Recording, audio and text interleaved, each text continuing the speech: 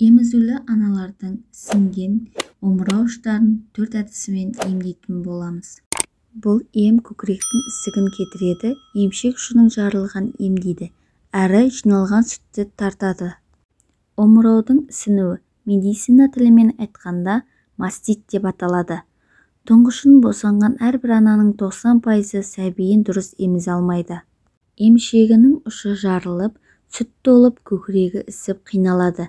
Тіпті бөбегінің бауырына алып, емізудің орнына сауып беретін немесе енді ғана дүниеге келген сәбиді ана сүтінен айырып, емізуден бас тартып жататындар да бар.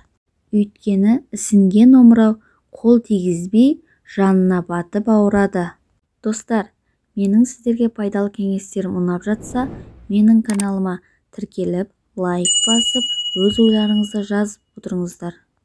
Емшек өте нәзік мүше, әрі ерекше күтімді қажет етеді. Емшектің қабынуын медицина мамандары маз, дәрі секілді әдістердің көмегімен емдейтін болар.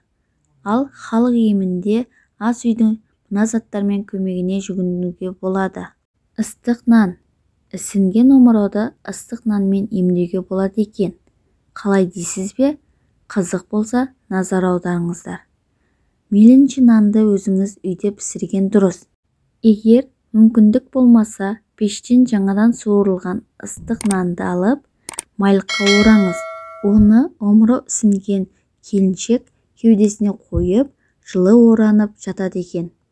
Тағы бір артықшылығы, ыстық нан сүтті пісіреді екен. Сонда баланың іші желденіп, аузы уыламайтын болады. Ананың да көкірегінің ұшы жарылмайтын болады. Асқабақ. 450 грамм асқабақты ыдысқа аласыз, үстіне 1 литр су құйып, отқа қойыңыз.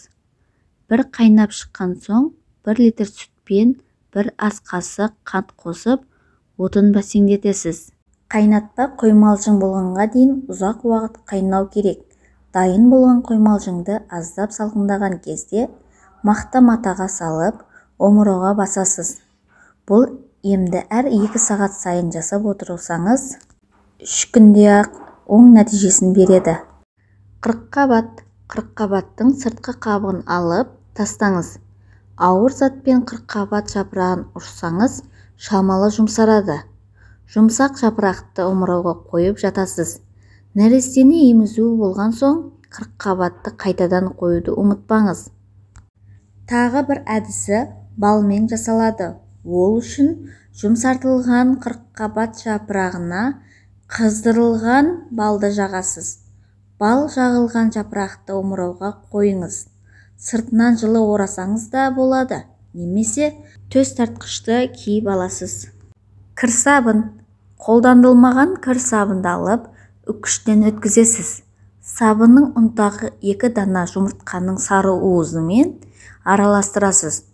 Дайын болған қоймалжыңды жұдырығыңызбен қысып, біріктіресіз. Сосын көкірегіңіздің көлеміндей етіп жайып, ісінген омырауға қойыңыз. Сыртынан пакетке орап жауып қоясыз. Бұл әдіспен күні бойы жүруге болады. Ескеріңіз, біз ұсынған мына емнің қай-қайсысын қолдансаңыз да, бөпеңізді емізетін кезде көкірегіңізді міндетті түрде сабындап, жуып, құрғатып сүртіңіз. Сосын сүтіңіздің біраз бөлігін сығып тастау керек.